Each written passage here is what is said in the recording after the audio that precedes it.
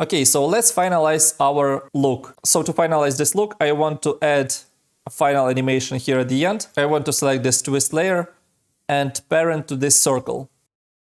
So at the end, about here, I want to press S on keyboard to see my scale. I want to save the scale at this moment by creating another keyframe, clicking here. And here by the end, I want it to disappear into 0, like this.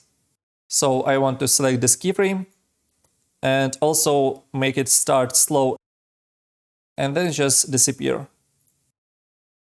So let me quickly check this moment. I'm pressing 0 on numpad to see it. Okay, it looks good. So finally, I want to add these kind of lines, which looks pretty cool. So it looks like I'm having 1, 2, 3, 4, 5, 6, 7, 8. Okay. So to create these lines, I can just select this pen tool and make sure that I didn't select any of these layers. Create a dot here in the center. And here, then let's open this line. Open content, shape layer, and stroke.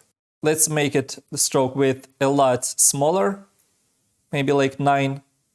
I want to add taper. So here nth length I want to set to 100. So it would look like it's going in.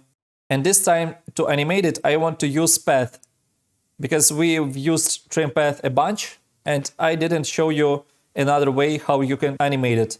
So let's move this shape layer to this moment about here where it's about to appear. And let's create a keyframe here. Let's move it over so it will remember this kind of shape. Basically the path is remembering the shape which we've drawn. And I've saved it here in this keyframe and now I can just change it. So here at the beginning, I want to select the selection tool and then double click on this point, which allows me to squish it to this moment, like this. So basically now I created this kind of line. We have this animation of it's going in. Let's maybe make it go slower at the start and fast at the end. And now I can use some trim path. So to cut this end at the end. So I'm gonna create this keyframe to the end.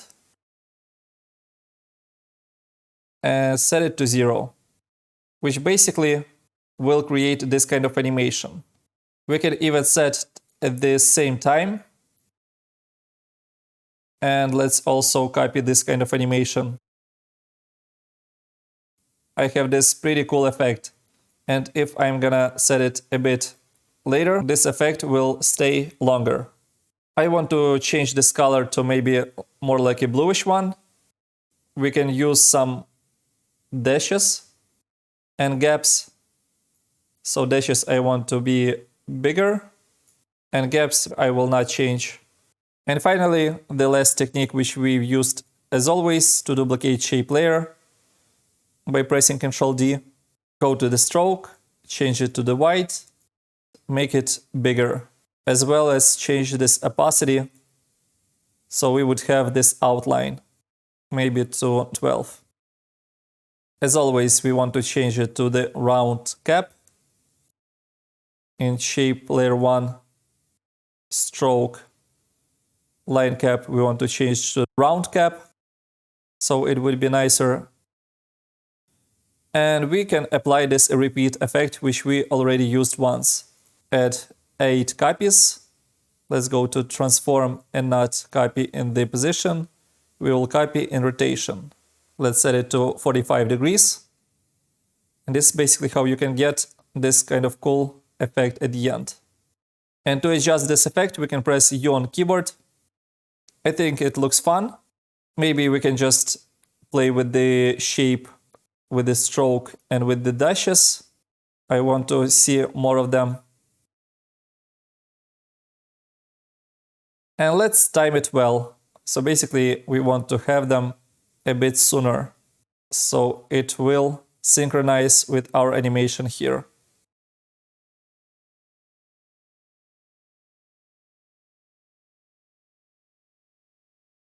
In the next video, we will add a bit more of stylized noise and flares to make this animation really look more professional. See you in the next video.